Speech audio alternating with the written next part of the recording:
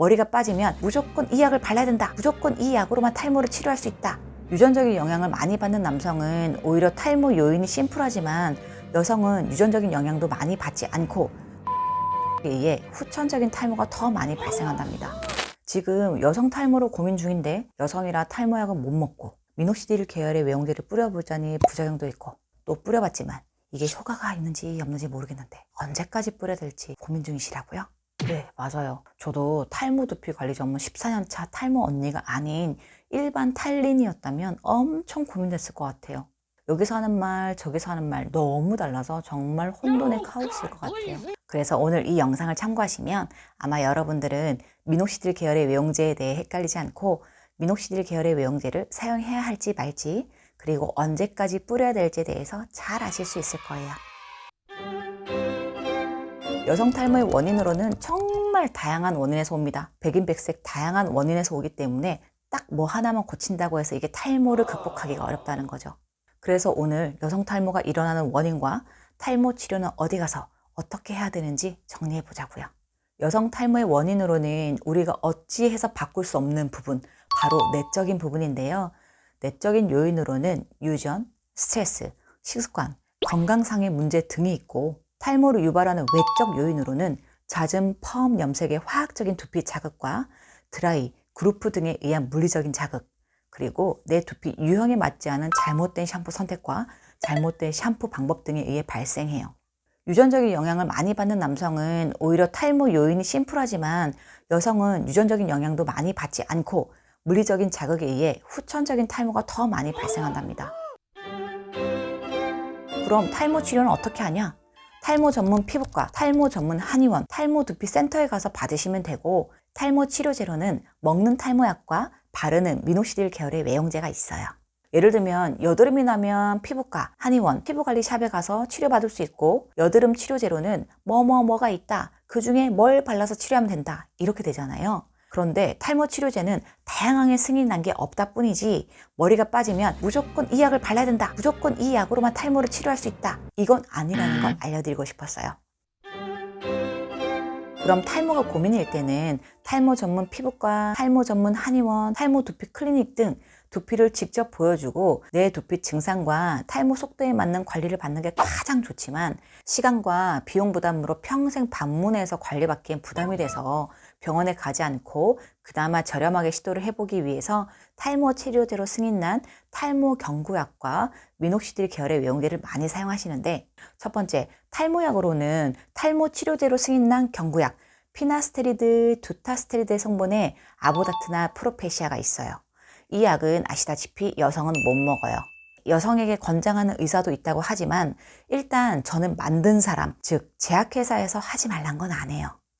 아니 생각해 보세요. 어련히 좋으면 제약회사에서 주의사항으로 하지 말라고 하겠어요? 이것도 다 돈 벌려고 솔직히 만든 거잖아요. 해서 좋다면 적극적으로 권장해야 되는 거 아니에요? 그래서 저는 개인적인 소견으로는 의사보다는 제약회사의 주의사항을 더 믿습니다. 그 의사는 탈모가 고민인 내게 탈모가 도움되는 방법을 알려주는 것이지 앞으로의 내 남은 인생의 건강까지 책임져 주지 않거든요.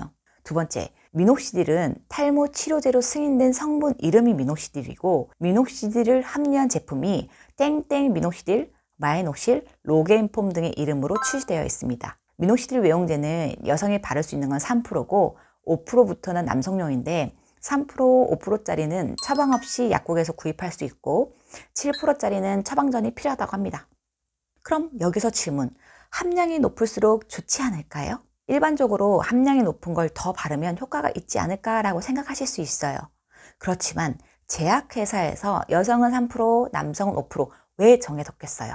연구해 보니 뭔가 여성은 3% 이상 사용하지 않는 것이 좋겠다라는 연구 결과가 있지 않았었을까요?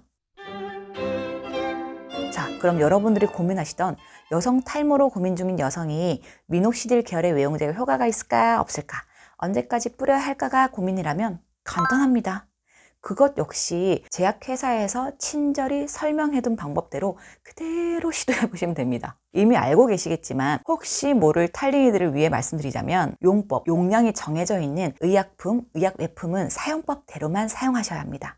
그 이상, 그 이하 사용 시 효과가 없거나 부작용의 우려가 있으니 식약처에서 허가한 성분 함량을 토대로 연구해서 제품을 만든 그 제약회사에서 설정한 용법, 용량을 지켜서 관리하시는 게 가장 베스트라고 생각을 합니다. 만약에 많이 바른다고, 자주 바른다고 좋을 거라면 용법, 용량 제한을 왜 두겠어요? 그러니 많이 바르면 좋겠지 하고 많이 바르신다거나 자극적일 것 같아 라고 생각하시면서 적게 바르시거나 그러진 않으셔도 될 것 같아요. 자, 그럼 탈린 여러분들, 그동안 미녹시딜 계열의 외용제, 용법, 용량 잘 맞게 사용하셨는지 알아볼까요?